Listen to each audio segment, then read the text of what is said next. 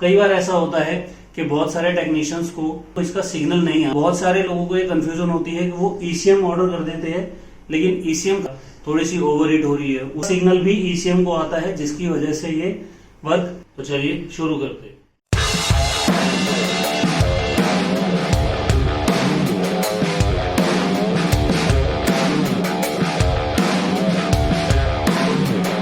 नमस्कार, मैं करण शर्मा।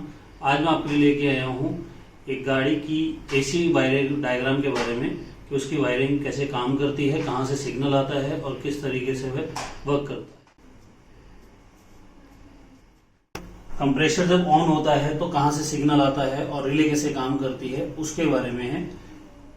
अगर हम देखिए तो यहाँ पर है ईसीएम, ये है हमारी compressor relay, AC compressor relay. हमें अगर एसी कंप्रेसर जब ऑन होता है तो उसका सिग्नल जो है वो 2-3 जगह से आता है। जैसे यहां से हम एसी का स्विच ऑन करते हैं तो रिले के अंदर जो है वो 4 पॉइंट होते हैं, 86, 85, 30 और 87। तो इसमें क्या होता है कि जो 30 नंबर है, 30 नंबर जो हमारा होता है वो बैटरी का होता है, जो हमें फ्यूज बॉक्स से मिलता है। 85 जो होता है इसमें वो नेगेटिव होता है, इसका रिले का जो नेगेटिव आता है वो आता है ईसीएम से। और पॉजिटिव जो स्विच का जो आता है, जब आप स्विच ऑन करेंगे तब यहां से पॉजिटिव आएगा। तो जब नेगेटिव और पॉजिटिव मिलते हैं तो कॉइल बनता है।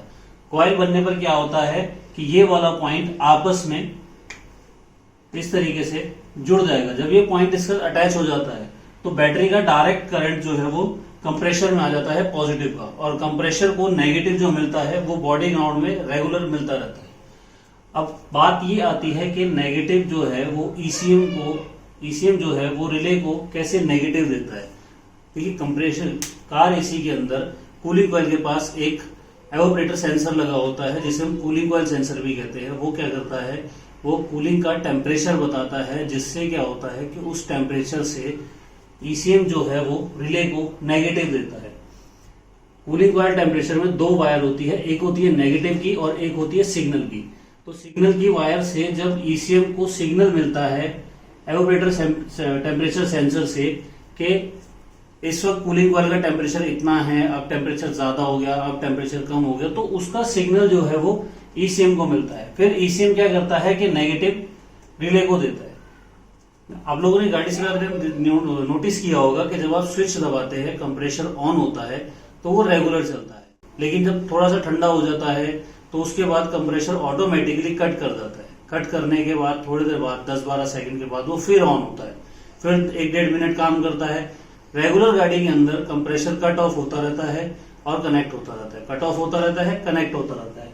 वो जितनी भी वर्किंग होती है वो एवोपरेटर टेम्परेचर सेंसर से होती है। जब इसका सिग्नल ईसीएम को मिलता है और ये सिग्नल नेगेटिव जो है वो रिले को प्रोवाइड करता है, इसी सर्किट की वजह से तरीके से कंप्रेसर ऑन होता रहता है।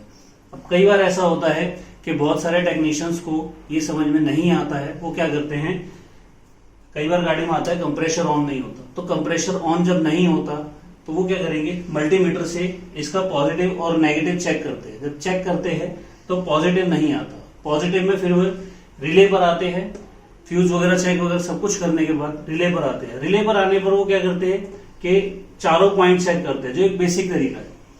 87 की यहां से लेकर कंप्रेसर तक की वायर चेक कर ली, 30 नंबर पे पॉजिटिव चेक कर लिया, 86 स्विच चेक कर लिया। स्विच जब ऑन होता है तो यहाँ पॉजिटिव आ रहा होता है, तो उनको लगता है नेगेटिव नहीं आ रहा। अब नेगेटिव जो नहीं आता वो ईसीएम से नहीं आता, तो कई बार उनकी ये कंफ्यूजन होती है कि नेगेटिव नहीं आ रहा है इसका मतलब ईसीएम खराब है। तो ऐसा नहीं होता, ईसीएम खराब नहीं होता।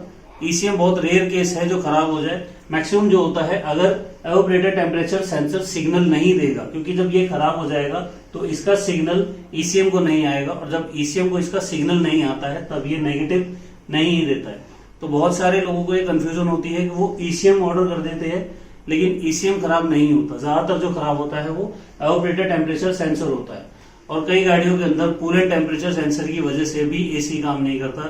जैसे गाड़ी के अंदर कूलेंट कम हो गया, थोड़ी सी ओवरहीट हो रही है, उसका सिग्नल भी ईसीएम को आता है, जिसकी वजह से ये वर्क नहीं करता।